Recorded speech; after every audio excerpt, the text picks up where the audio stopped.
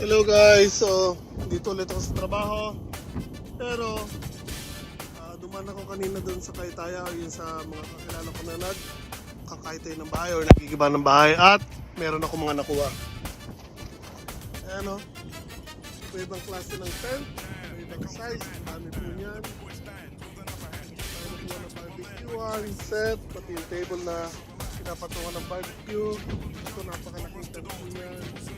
At pang spray ng gamot sa garden. Ayan ang pinili natin. Pero itong maresya na kulang po natin ng kulang po yan.